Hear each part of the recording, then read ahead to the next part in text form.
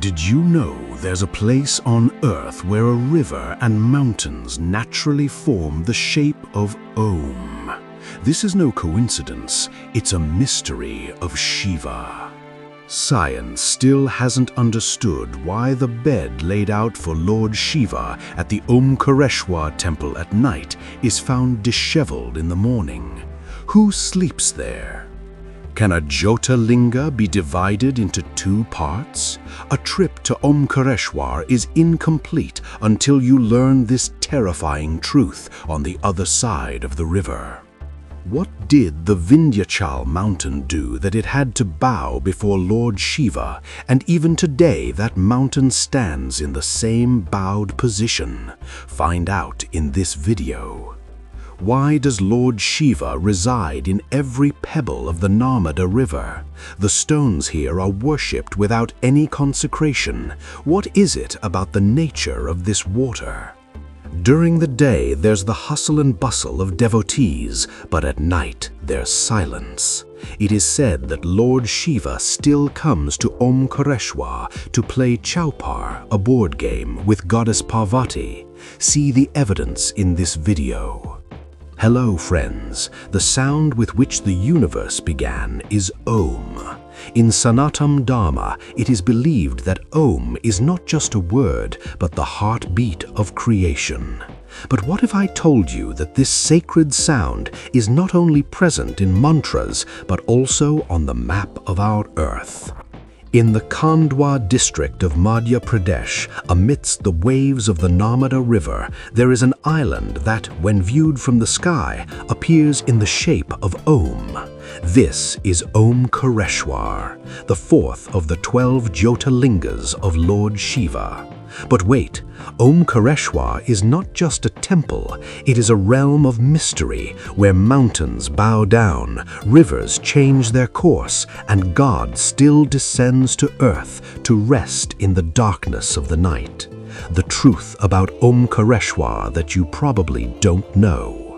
First, let's talk about the geography that has even surprised NASA. The Narmada River, considered the lifeline of India, when it reaches Khandwa, it splits into two streams, one flowing north and the other south. The island formed between these two streams is called Mandata Parvat or Shivapuri. Surprisingly, the streams of the Narmada River cut through this mountain in such a way that when viewed from above, aerial view, the entire island appears to be in the shape of the Devanagari script of Om. No human carved it, nor did any machine create it. This is nature's own architecture. The question is, thousands of years ago, when there were no drones or satellites, how did our sages know that the shape of this island was Om, and that is why it was named Omkareshwar? However, behind this shape lies the story of a mythological battle and the arrogance of a mountain. There is a very interesting and psychological story behind the establishment of this holy place. According to the Puranas, once Narada Muni, while traveling, reached the Vindhyachal mountain. Vindhyachal was very proud of its enormous size. Narada, who is famous for his playful nature, devised a plan to break Vindhyachal's arrogance. He told Vindhyachal, "You are huge, but Mount Sumeru is even greater than you, because the gods reside there, and it is so tall that even the sun and moon have to orbit it." Hearing this, Vindhyachal became envious. He decided to perform intense penance to Lord Shiva. At this very spot where Omkareshwar is today, Vindhyachal made a Shiva lingam of clay and performed rigorous penance for 6 months. His penance was so intense that Lord Shiva had to appear. Shiva asked, "Ask for a boon, Vindhya." Vindhyachal said, "Lord, make me so huge that I become taller than Sumeru, and the sun and moon cannot obstruct my path." Shiva said, "So be it." But he placed a condition. He said, "I grant you the boon of growth, but you will never become an obstacle in anyone's path." At Vindhyachal's request, Shiva divided himself into two parts and established himself there in the form of a Jyotirlinga. But the story doesn't end here. When the Vindhya range began to grow and obstruct the path of the sun, the gods prayed to sage Agastya. When sage Agastya arrived, the Vindhya mountain bowed his head in respect to the guru. The mountain bowed down. Sage Agastya said, "Remain bowed like this until I return from South India." It is said that sage Agastya never returned, and the Vindhya mountain still stands bowed in honor of Shiva at Omkareshwar. This story teaches us that no matter how great one's ego may be, it must ultimately bow before the divine. Now, a fact that often confuses travelers. When you visit Omkareshwar, you see two main temples. One is Omkareshwar on the island, and the other is Mamleshwar or Amleshwar on the southern bank of the river. Often, people only visit Omkareshwar and leave, but according to the Shiva Purana, these two Shiva lingas are not separate. They are two forms of the same Jyotirlinga. The story is that when Shiva manifested, the Jyotirlinga split into two parts. Omkareshwar is the form where Shiva resides as the sound of Om, and Mamleshwar is the form that is worshipped as a Partha Shiva Lingam, a Shiva Lingam made of clay. The scriptures clearly state that if you do not visit Mamleshwar, your pilgrimage to Omkareshwar will be considered incomplete. This is the only Jyotirlinga in the world that, despite being in duality, symbolizes unity. That is, two, yet one. Why is this mountain called Mandata? There's a story behind it that's even older than the Ramayana era. King Mandata of the Ikshwaku dynasty, an ancestor of Lord Rama, performed intense penance on this very mountain.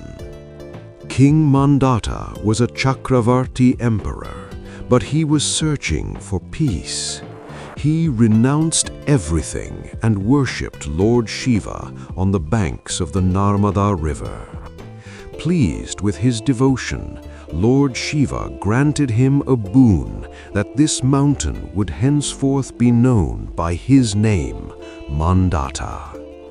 Just think, why would a king who had conquered the whole world sit in solitude on this rocky, desolate island? Because the energy here, the vibrations here, are not ordinary. Even today, seekers who come here feel that the atmosphere instantly calms the mind. Now we come to the part that is the most spine-chilling, the Shayan Arthi, nighttime ritual of the Omkareshwar temple. In Shiva temples around the world, the morning Bhasma Arti or Rudrabhishek is famous, but Omkareshwar is known for its night Arti. It is believed that Lord Shiva travels the universe throughout the day, applies sacred ash at Mahakal in Ujjain, but comes to Omkareshwar to rest, to sleep at night. The custom here is very strict and extraordinary. Every night after the Arti, a special bed is prepared for Lord Shiva in the Sanctum Sanctorum, main temple. Along with it, dice and a game board are laid out. It is said that Lord Shiva plays dice here with Goddess Parvati. The temple priests and local people swear that many times in the morning when the temple doors are opened, the bed, which was neatly made the night before, is found wrinkled. It looks as if someone had slept there. Sometimes the position of the dice is found changed. Is this superstition or a miracle? Science has no answer for this. Not even a bird can enter the temple premises. There is security everywhere, and CCTV cameras are installed. So who is it that comes and goes behind closed doors? Devotees believe that Shiva is Swayambhu, that he is present here, and this is his divine play. This very feeling sets Omkareshwar apart from other temples. The story of Omkareshwar is incomplete without Mother Narmada. In India, the Ganges is considered the holiest river, but the Puranas state that the merit obtained by bathing in the Ganges is obtained merely by seeing the Narmada. But why? Geographically, the Narmada is the only major river in India that flows from east to west, that is, in the opposite direction. This is attributed to the Rift Valley effect, but spiritually, it is considered the influence of Shiva. Every stone found in the Narmada is called a Banalinga. The saying goes, every pebble of the Narmada is Shiva Shankar. You don't need to consecrate these stones. You can pick up a stone from the river and start worshipping it. No other river in the world has stones blessed with such a boon. The depth of the Narmada at Omkareshwar is unfathomable. Crocodiles are also found here, but surprisingly, no crocodile has ever attacked a devotee bathing in the river.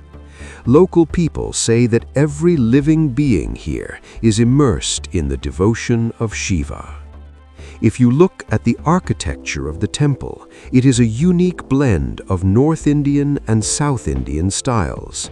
The carvings on the temple pillars depict stories from the Mahabharata and Ramayana.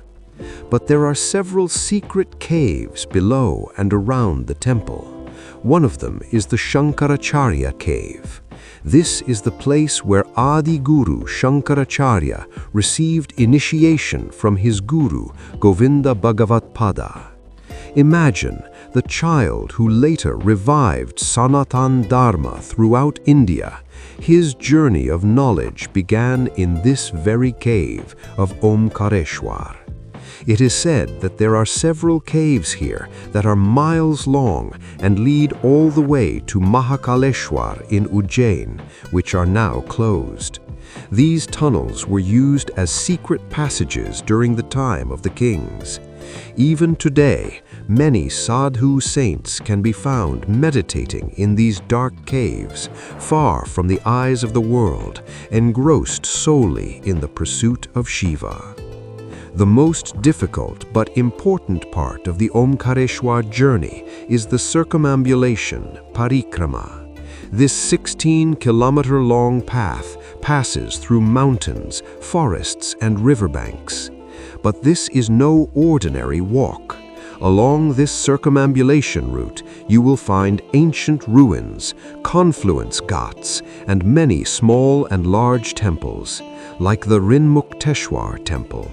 It is believed that offering chickpeas here frees a person from debts.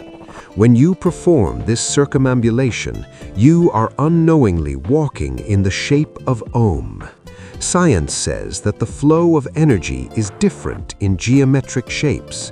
When you walk in the shape of Om, your body's energy begins to synchronize with cosmic energy. Perhaps this is why, despite the tiring climb, even elderly people who come here complete the circumambulation with great ease. Friends, the journey to Omkareshwar is not limited to just visiting the main Jyotirlinga. This entire mountain is a vast fortress of temples. Every short distance, there stands an ancient temple, its walls holding thousands of years of history.